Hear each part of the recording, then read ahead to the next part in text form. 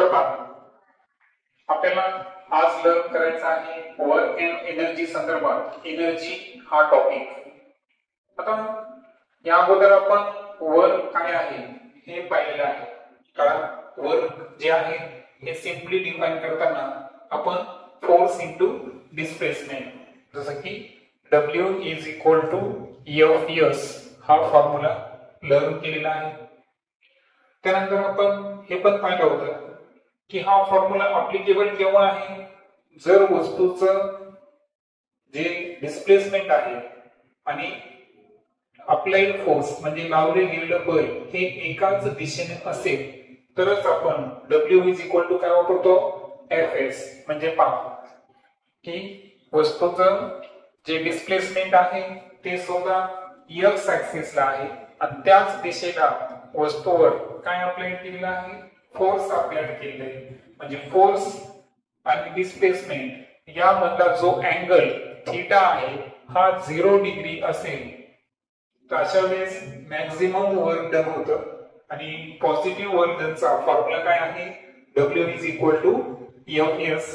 पण जर वस्तूचं डिस्प्लेसमेंट आणि अप्लाइड फोर्स लावले गेलेलं जे बल आहे यामध्ये जर एक विशिष्ट प्रकारचा अँगल तयार होत असेल अदर दॅन 0 डिग्री, 0 अंश पेक्षा वेगळा अँगल क्रिएट होत असेल तर अशा वेळेस वर्क डनचा आपण फॉर्म्युला पाहिला होता Fs cos theta. So formula number 1 आणि फॉर्म्युला नंबर 2 हे अँगलवर डिपेंड आहे. अँगल 0 डिग्री असेल तर फॉर्म्युला काय वापरणार तुम्ही, W is equal to Fs. आणि जर एक विशिष्ट अँगल क्रिएट होत असेल डिस्प्लेसमेंट आणि फोर्स मध्ये तर वर्कचा फॉर्म्युला काय वापरणार, W is equal to Fs cos theta.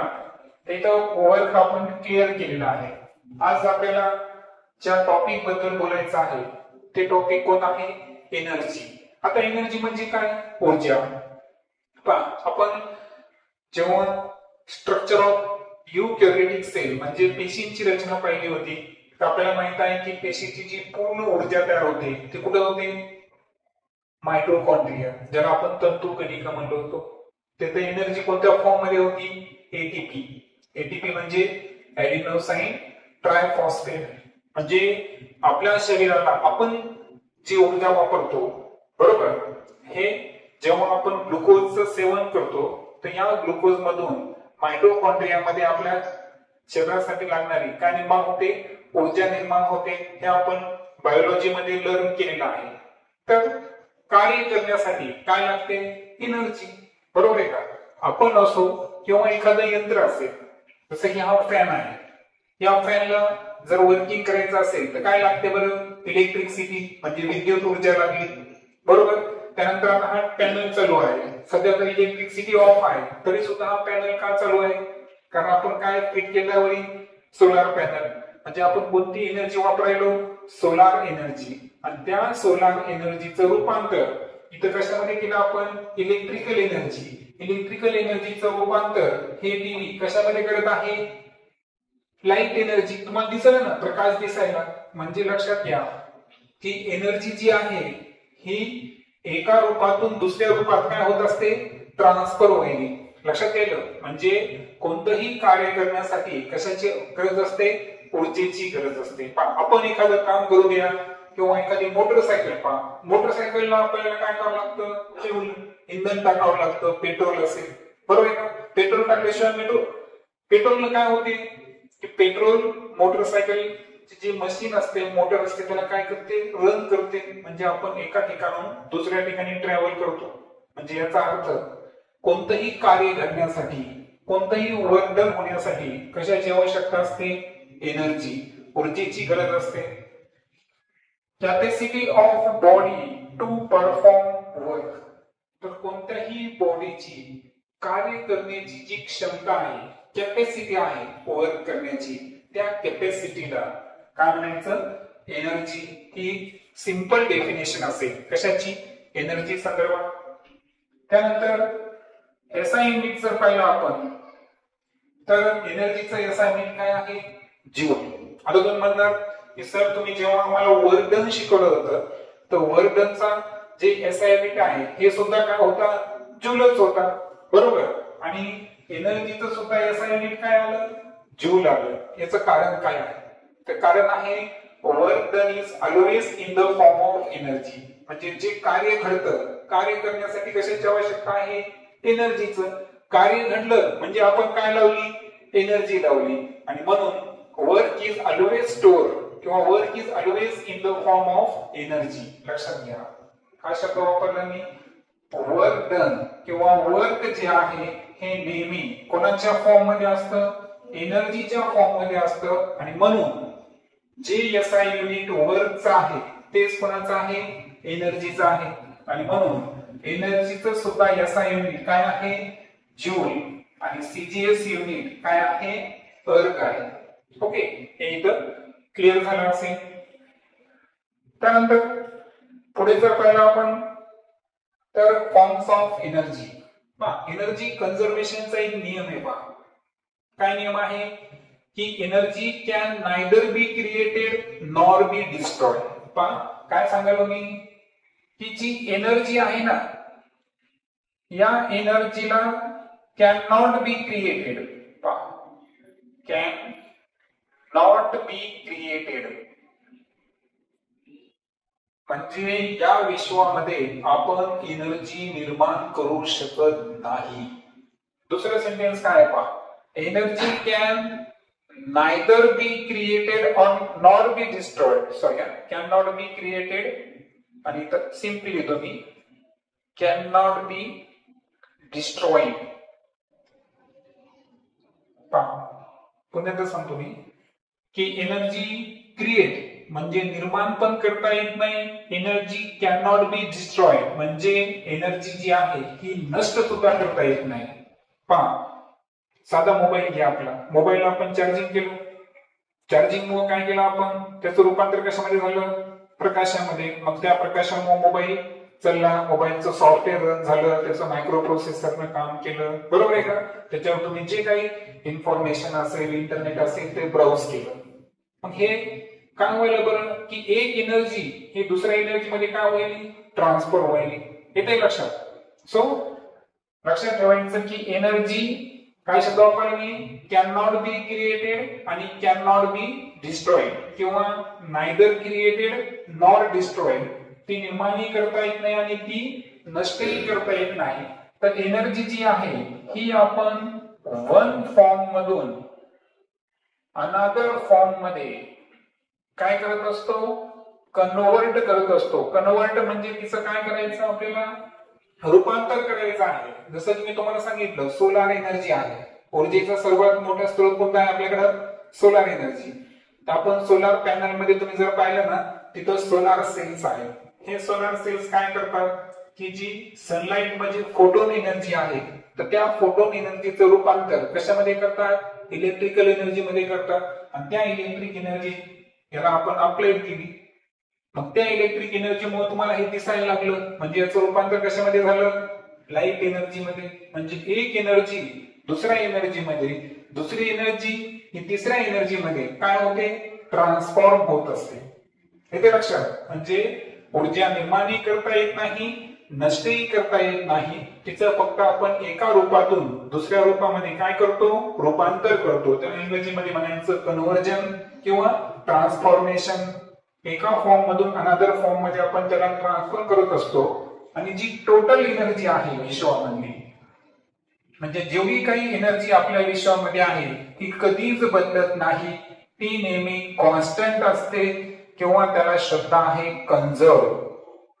कंझर्व म्हणजे तिची व्हॅल्यू कधीच बदलत नाही, ती कायम स्थिर आहे, अक्षय आहे. अक्षय म्हणजे ती कमी होत नाही आणि वाढत नाही, निर्माण होत नाही आणि नष्टही होत नाही. फक्त तिचं एका फॉर्म मधून अनदर फॉर्म मध्ये आपण काय करू शकतो, रूपांतर करू शकतो.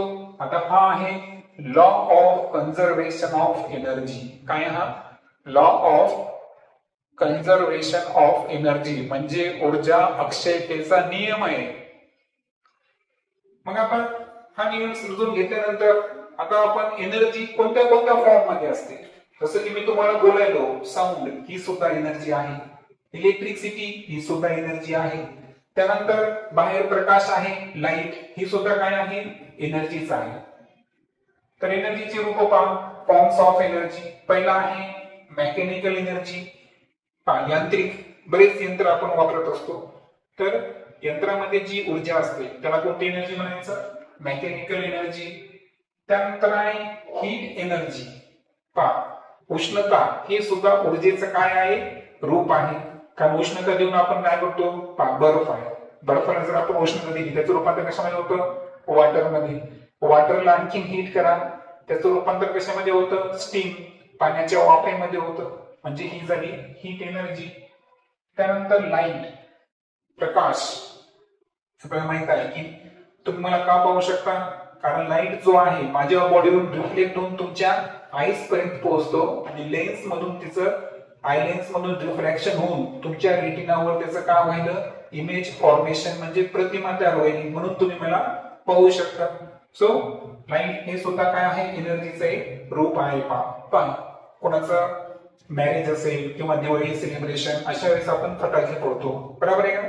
तर त्या फटाक्यामध्ये जी आहे ना केमिकल एनर्जी असते, आणि जेव्हा तुम्ही तो फटाका फोडता तर साऊंड पण निर्माण होतो आणि प्रकाश पण निर्माण होतो. म्हणजे काय झालं, केमिकल एनर्जीचं रूपांतर कशामध्ये झालं, लाईट एनर्जी आणि साऊंड एनर्जी मध्ये झालं. येते लक्षात. म्हणून प्रकाश हे सुद्धा ऊर्जेचं काय आहे, एक रूप आहे. त्यानंतर साऊंड. पहा, साऊंड सुद्धा एनर्जीचं एक रूप आहे. मी तुम्हाला बोलायलो, तुम्हाला जे हिअरिंग सेन्सेशन व्हायले, बरोबर आहे का, तर हे का व्हायले, कारण मी बोलायलो म्हणजे इथं काय चालू आहे, व्हायब्रेशन चालू आहे. याचा अर्थ इथं पण एक प्रकारची ती एनर्जी आहे. पहा, साऊंड एनर्जी हे सिद्ध करण्यासाठी छोटा प्रयोग सांगतो. काच आहे ना, काचेचा तुकडा घ्या आणि त्याच्या बाजूला तुम्ही काय करा, तो सुतळी बॉम्ब नसतो का, तो त्याला काय करा, तुम्ही पेटवा. तर आवाजानं सुद्धा काय होतं, तो काचेचा तुकडा काय होईल, त्याला तडा जाईल. म्हणजे साऊंड मध्ये सुद्धा काय आहे, एनर्जी आहे. लक्षात आलं का, साऊंड मध्ये खूप क्षमता आहे, लक्षात घ्या. तर साऊंड हे सुद्धा एनर्जीचा एक फॉर्म आहे. त्यानंतर आहे इलेक्ट्रोमॅग्नेटिक. आता इलेक्ट्रोमॅग्नेटिक एनर्जी म्हणजे काय, की तुम्हाला माहित आहे का, की एखाद्या कंडक्टर मधून, समजा हा कंडक्टर आहे, या कंडक्टर मधून जर करंट वाहत असेल, करंट साठी कोणतं अक्षर वापरू आपण, आय अक्षर वापरू, तर याच्या सभोवताली काय तयार होते, मॅग्नेटिक फील्ड तयार होते, म्हणजे चुंबकीय क्षेत्र तयार होतं. आणि त्यामध्ये जी एनर्जी आहे त्या एनर्जीला काय म्हणतो आपण, इलेक्ट्रोमॅग्नेटिक एनर्जी. जसं की आपण 8वी मध्ये विद्युत घंटा पाहिलं होतं पहा, इलेक्ट्रिक बेल, जे की इलेक्ट्रोमॅग्नेटिझम, विद्युत चुंबक या तत्वावर आधारित ते काय होतं, उपकरण होतं. ती सुद्धा एनर्जी आहे. त्यानंतर पुढचा आहे केमिकल एनर्जी. म्हणजे कोणती ऊर्जा, रासायनिक ऊर्जा, जी मी आताच एक्सप्लेन केली. त्यानंतर आहे न्यूक्लिअर एनर्जी. पहा, तुम्हाला न्यूक्लिअर रिएक्शन होतं, अणुभट्टी, ॲटॉमिक एनर्जी आहे लक्षात, युरेनियम 232, त्याच्यापासून आपण काय करतो, ॲटॉमिक एनर्जी तयार करत असतो. जसं की आपल्याला माहिती आहे, अणुभट्टीचं नाव काय आहे, अप्सरा अणुभट्टी, हे की नाही. त्या अणुभट्टीमध्ये आपण वीज तयार करतो, कशापासून, ॲटम पासून. कोणते ॲटम, युरेनियम 232 हा जो रेडिएक्टिव्ह एलिमेंट्स आहे यापासून आपण वीज तयार करतो.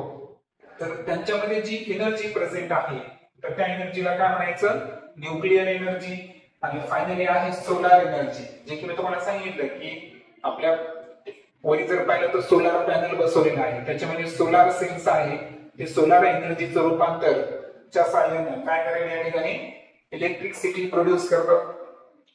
आता हे सगळे एनर्जीचे फॉर्म झाले. आता आपला मुख्य टॉपिक आहे तो आहे एनर्जीचे दोन प्रकार आपल्याला शिकायचे आज. एक आहे कायनेटिक एनर्जी आणि दुसरा आहे स्टेशनरी एनर्जी. आता हे फार सोपं आहे. एखादी वस्तू स्थिर असेल, कशी असेल, स्थिर, ती विशिष्ट हाईटला असू द्या, जसं की टीव्ही या विशिष्ट हाईटला आहे, त्यानंतर हा पेन विशिष्ट हाईटला आहे, किंवा जमिनीवर एखादा बॉल असेल. ओके, सपोज हे आहे आपला सरफेस आणि या ठिकाणी हा चेंडू प्लेस केलेला आहे. सध्या तो स्थिर आहे. तर स्थिर वस्तूमध्ये जी एनर्जी असते त्याला म्हणायचं पोटेन्शियल एनर्जी. काय म्हणायचं त्याला, पोटेन्शियल एनर्जी. आणि जर एखादी बॉल आहे, तो बॉल आपण फेकलेला आहे, काय फेकलेला आपण बॉल असा या डायरेक्शन काय करायला ट्रॅव्हल करायला, म्हणजे तो बॉल कशामध्ये आहे मोशन मध्ये आहे. मग एखादी वस्तू जर गतिमान अवस्थेमध्ये असेल तर त्यामध्ये जी एनर्जी असते त्या एनर्जीला कोणती एनर्जी म्हणायचं कायनेटिक एनर्जी. समजलं. मग जी वस्तू स्थिर आहे, स्थिर म्हणजे कसं त्याला इंग्रजीमध्ये काय म्हणतो आपण स्टेशनरी, म्हणजे तिची व्हेलॉसिटी जी आहे ती 0 आहे. मग व्हेलॉसिटी 0 असणारी स्टेशनरी वस्तू कोणतीही स्थिर वस्तू असू द्या त्यामध्ये कोणती एनर्जी असते पोटेन्शियल एनर्जी. आणि जी वस्तू मुव्हिंग आहे, मुव्हिंग म्हणजे काय गतिमान आहे, गतिमान वस्तूमध्ये असणारी जी एनर्जी आहे त्याला काय म्हणायचं कायनेटिक एनर्जी. आता ही कन्सेप्ट पाहिल्यानंतर आपण अगोदर कायनेटिक एनर्जी समजून घेऊ, त्यानंतर पोटेन्शियल एनर्जी. आता कायनेटिक एनर्जी संदर्भात जर पाहिलं एनर्जी ऑफ मुव्हिंग ऑब्जेक्ट, आता सांगितलं की गतिमान वस्तूमध्ये असणाऱ्या ऊर्जेला त्याच्यामध्ये जी ऊर्जा असते ती ऊर्जा कोणती आहे kinetic energy. The energy which an object has because of its motion is called as kinetic energy. आणि कायनेटिक एनर्जी जी कोणत्या ऑब्जेक्ट मध्ये असते ती कशामुळे बरं, कारण तो ऑब्जेक्ट गतिमान अवस्थेत आहे म्हणजे मोशन मध्ये आहे. म्हणून मोशन मुळे एखाद्या ऑब्जेक्ट मध्ये जी एनर्जी प्रोड्यूस होते निर्माण होते त्या एनर्जीला कोणती एनर्जी म्हणणार तुम्ही कायनेटिक एनर्जी. आणि या कायनेटिक एनर्जीला आपण कसं रिप्रेझेंट करू के डॉट ई डॉट है ना, असं स्टोर करू रिप्रेझेंट करू. आता मी सांगितलं तुम्हाला की एनर्जी आणि वर्कचं या साइड काय आहे सेम, काय आहे जूल, म्हणजे work done is nothing but it is the energy. म्हणून मी इथे लिहिलं की kinetic energy is equal to work done of the object. म्हणजे एखाद्या ऑब्जेक्टवर कार्य घडत असेल तर ते कार्य अर्थातच त्या ऑब्जेक्टची काय असू शकते कायनेटिक एनर्जी. पण तो ऑब्जेक्ट कसा पाहिजे मुव्हिंग. लक्षात ना, ऑब्जेक्ट मुव्हिंग असेल तरच कायनेटिक एनर्जी, ऑब्जेक्ट स्थिर असेल तर कोणती एनर्जी विचारात घ्यायची पोटेन्शियल एनर्जी. आता वर्क डनचा फॉर्म्युला आपण आताच पाहिला, काय फॉर्म्युला होता फोर्स इंटू डिस्प्लेसमेंट. पहा वर्क म्हणजेच काय force into displacement. Kinetic energy साठी चिन्ह वापरलं आपण के, फोर्स साठी काय वापरतो एफ आणि डिस्प्लेसमेंट साठी काय वापरतो एस. आलं लक्षात. हे जे इथे एफ आहे हा काय आहे फोर्स आहे आणि एस जे आहे ते काय आहे डिस्प्लेसमेंट. म्हणून कायनेटिक एनर्जी म्हणजेच काय एफ इंटू एस, म्हणजेच कायनेटिक एनर्जी हे दुसरं काही नसून ते काय आहे वर्क आहे. हे आपण पाहिलं. आता कायनेटिक एनर्जी समजून घेतल्यानंतर त्याचं एक्सप्रेशन आपल्याला समजून घ्यायचं आहे. आता एक आपण कन्सिडर करू की एक ऑब्जेक्ट आहे सपोज बॉल. आता हा बॉल कोणत्या कंडिशन मध्ये आहे सध्या मुव्हिंग कंडिशन मध्ये आहे. आता मला सांगा कोणताही ऑब्जेक्ट स्टार्ट होण्याच्या अगोदर त्याची इनिशियल व्हेलॉसिटी काय असते 0 बरोबर. म्हणजे बॉल जो आपण मोशन मध्ये आणला तर मोशन मध्ये आणण्याच्या अगोदर त्याची इनिशियल व्हेलॉसिटी आपण काय कन्सिडर करू 0, कारण सुरुवातीला ऑब्जेक्ट कसा होता रेस्ट पोझिशनला. त्यानंतर ज्या व्हेलॉसिटीनं तो मूव्ह व्हायला ती व्हेलॉसिटी आपण काय कन्सिडर करू v. सो v काय आहे त्या ऑब्जेक्टची व्हेलॉसिटी. त्यानंतर त्या ऑब्जेक्टचं जे मास आहे ते आपण काय कन्सिडर करू m कन्सिडर करू. लक्षात आलं. तो ऑब्जेक्टचं मास आपण काय कन्सिडर केलं m, ऑब्जेक्टची व्हेलॉसिटी v, इनिशियल व्हेलॉसिटी काय कन्सिडर केली होती आपण 0.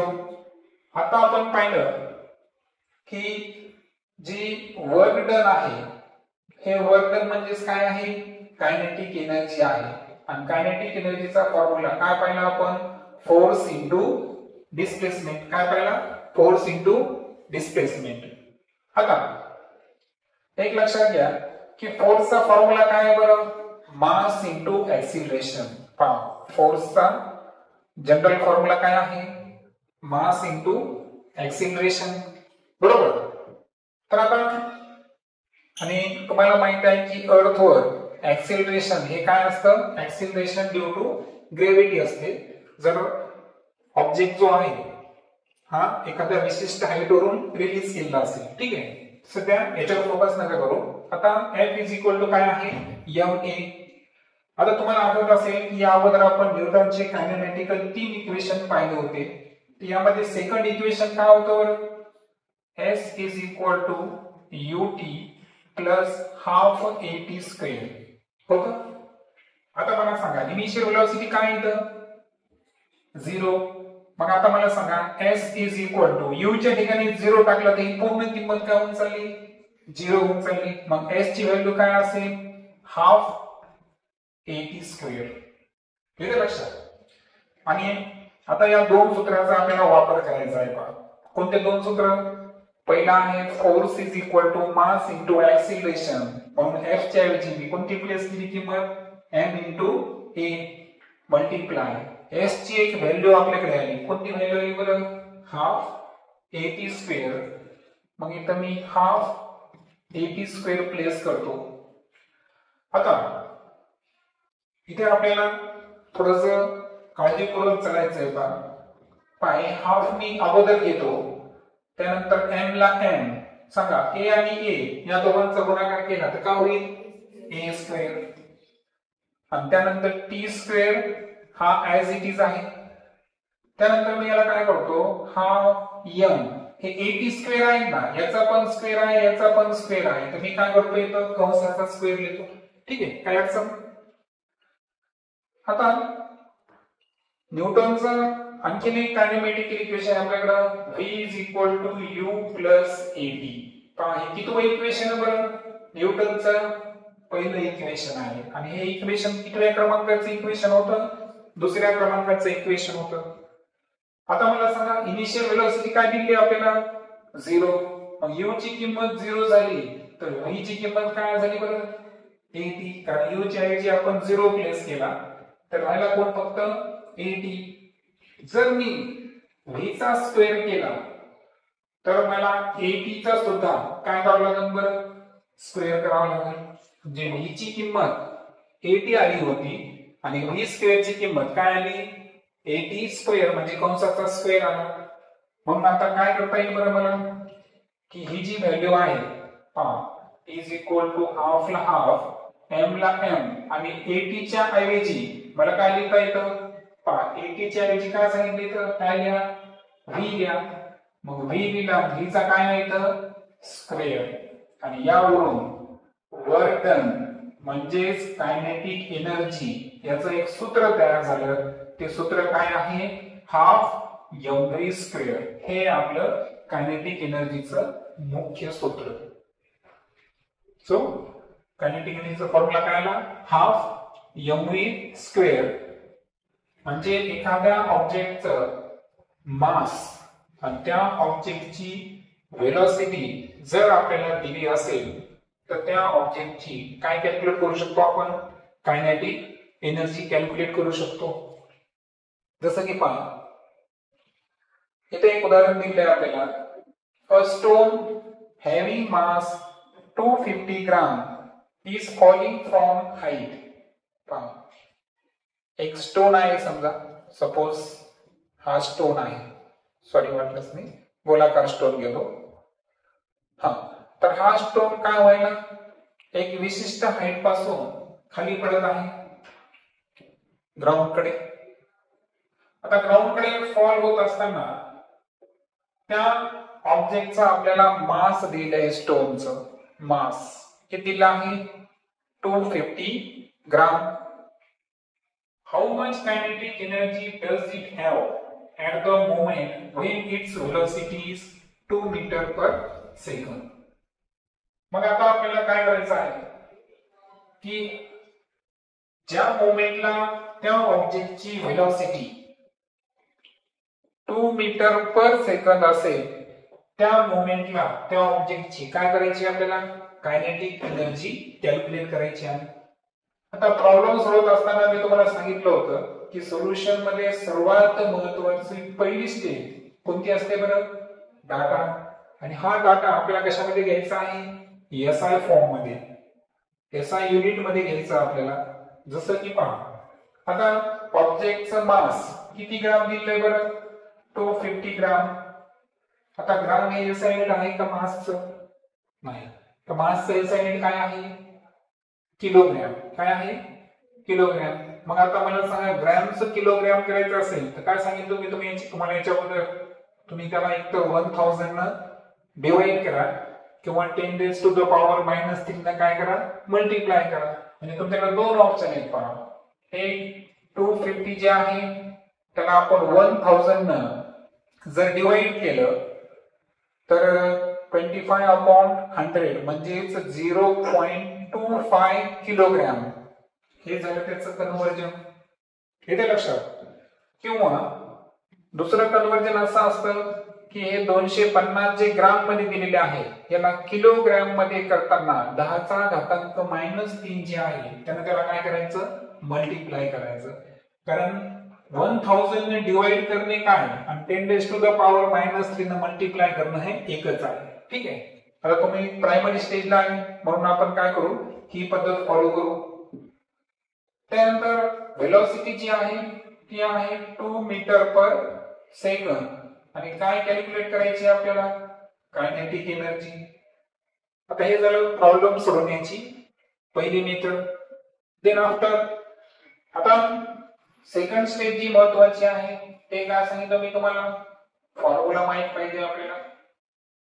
आता फॉर्म्युला आपल्याला माहिती आताच आपण लर्न केला आहे की कायनेटिक एनर्जीचा फॉर्म्युला काय आहे हाफ mv² आणि तिसरी स्टेप मध्ये काय आता आपल्याला व्हॅल्यूज पुटअप करायची आणि मॅथेमॅटिकल कॅल्क्युलेशन करायचं. सो हाफला हाफ मास किती सांगा 0.25 velocity already metre per second दिला त्याला आपल्याला काय करायची गरज आहे का नाही. हा किलोमीटर पर सेकंद दिला असतं तर केलं असतं आपण पण ऑलरेडी ती SI मध्ये दिली आहे त्यामुळे इथं 2 चा काय घ्यायचा आपल्याला स्क्वेअर. कारण फॉर्म्युला मध्ये काय आहे v चा square is equal to half into 0.25. 2 चा स्क्वेअर किती आहे 4. 2 1 जा 2 2 2 जा 4 किती आलं 0.25 मल्टिप्लाय बाय 2. हे जर केलं आपण तर 0.50 येतो. या झिरोला काही महत्व आहे का नाही. कायनेटिक एनर्जी जी आहे ती कशामध्ये मोजतो आपण जूल मध्ये. म्हणून ज्या मोमेंटला स्टोनची वेलोसिटी 2 मीटर पर सेकंद होते त्यावेळेची त्याची कायनेटिक एनर्जी ही किती आली 0.5 जूल. ओके. त्यानंतर एनर्जीचा संदर्भात जे दुसरा फॉर्म्युला आहे पोटेन्शियल एनर्जी है ना ती पाहण्याच्या अगोदर एक इंटरेस्टिंग क्वेश्चन आपल्या टेक्स्टबुक मध्ये दिला आहे. ती क्वेश्चन काय आहे पहा. The mass of moving body is double. How many times will kinetic energy increase? म्हणजे जर एखाद्या वस्तूचं वस्तुमान मास हे डबल म्हणजे दुप्पट होत असेल तर अशा वेळेस तिची कायनेटिक एनर्जी किती पटीने इन्क्रीज होईल. सर्वात अगोदर पहा की कायनेटिक एनर्जीचा फॉर्म्युला काय आहे हाफ mv². आता मला सांगा इथं वेलोसिटीचा काय उल्लेख केला का नाही. इथं वेलोसिटीचा काहीच उल्लेख केलेला नाही. इथं उल्लेख केलेला आहे फक्त कायनेटिक एनर्जी आणि मास.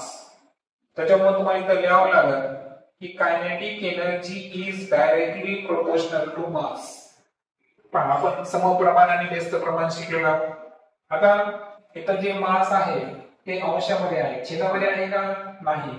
आणि म्हणून kinetic energy is directly proportional to काय आलं मास आलं. आणि आता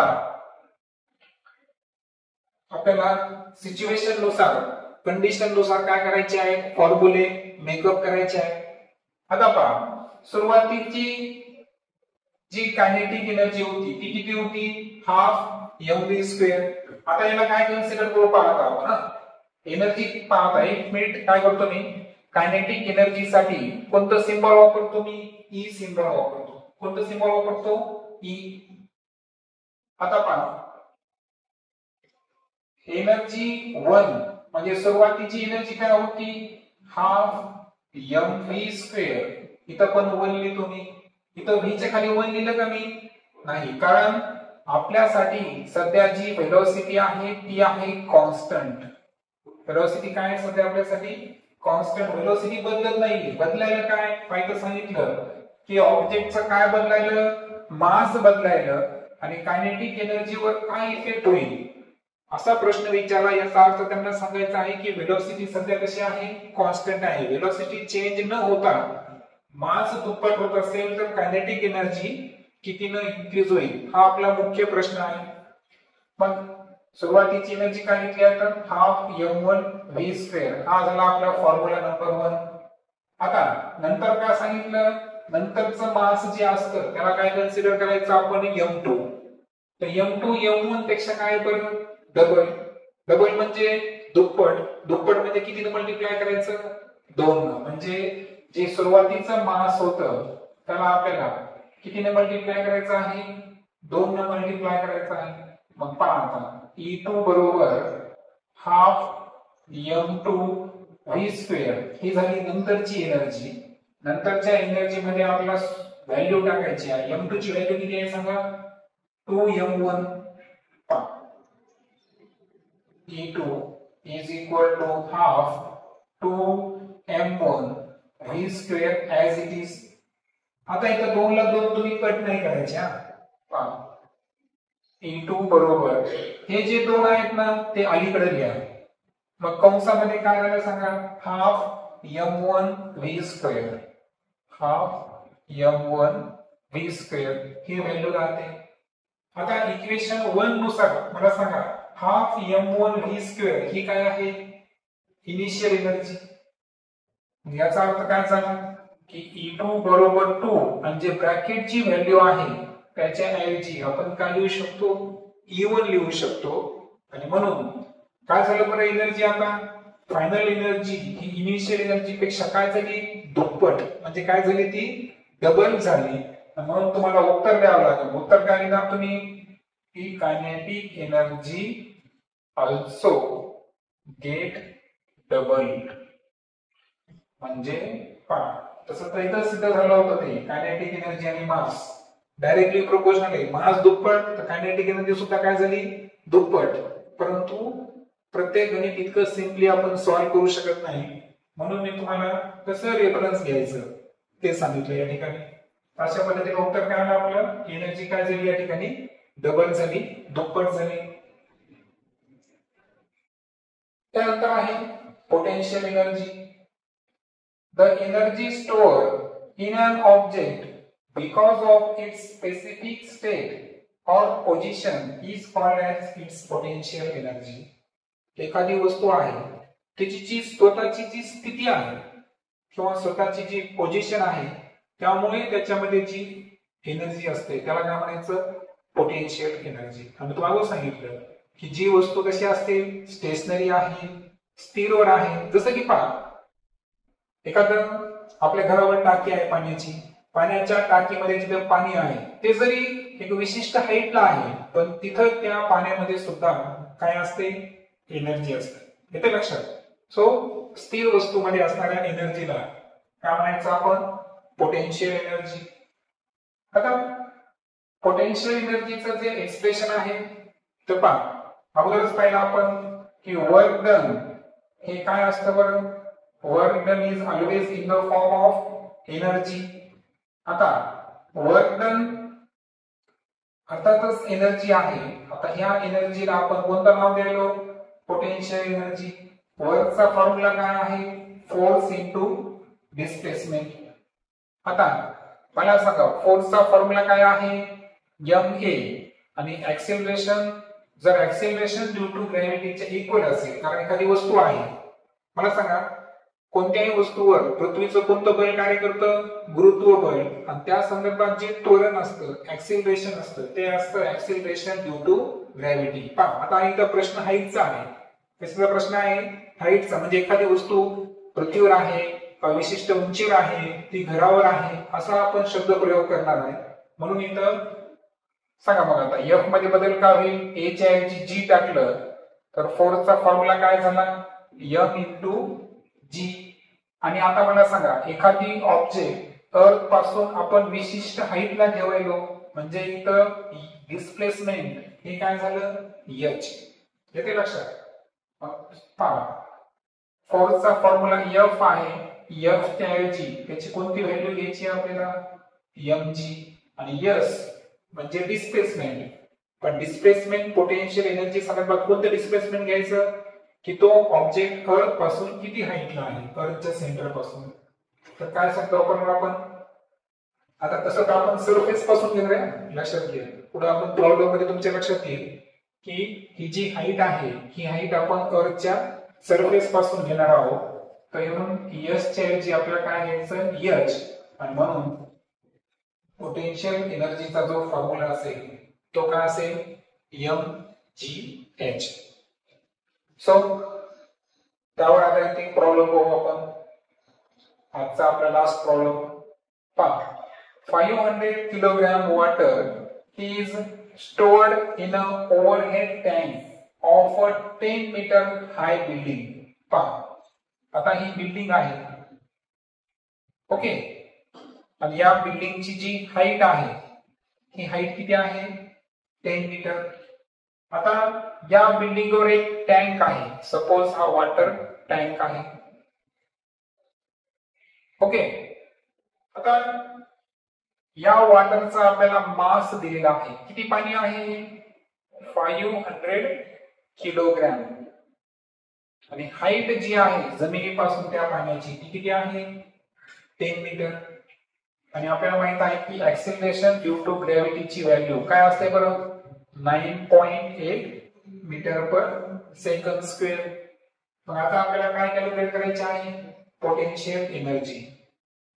दरवेळेस प्रमाणे सर्वात अगोदर काय महत्वाचं सोल्युशन मध्ये टाका, 5 किलोग्राम वॉटर, जे वॉटरचं जे मास आहे ते किती आहे, 500 केजी.